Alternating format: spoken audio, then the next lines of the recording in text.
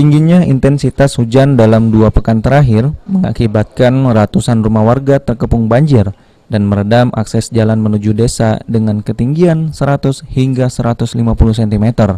Ratusan rumah warga di Desa Bayat Ilir, Kecamatan Bayung Lincir, Kabupaten Musi Banyuasin, terkepung banjir dari luapan 2 sungai, yakni Sungai Bayat dan Sungai Lalan, hingga membuat aktivitas warga menjadi terganggu. Banjir kali ini lebih parah dari banjir sebelumnya. Hingga kemarin ketinggian banjir terus meningkat dan merendam pemukiman padat penduduk.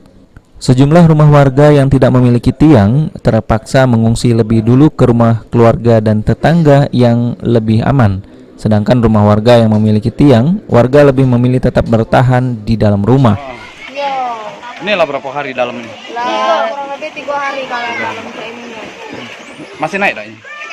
Bertahan naik lah. Belum ngungsi kita, Bu? Belum. Masih tetap di rumah tuh lah. Kalau naik terus kemana ini? Ya, naik terus sih. Ada tenda. Itulah dibuat lah di pojok tenda. Sudah ada tenda.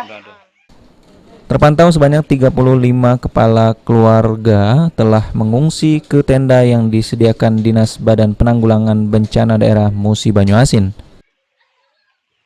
Di pengungsian, kalau dikatakan untuk yang Pangkalan Bayat sekarang ini kemarin terpantau 34 kakak yang terendam banjir, tapi masih ada yang bertahan karena rumahnya panggung.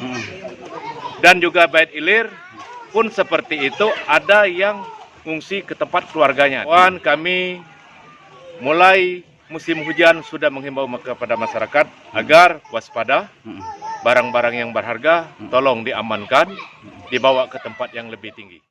Sementara kepala desa setempat bersama pemerintah kecamatan terus melakukan pemantauan di lokasi banjir. Ruzi Iskandar.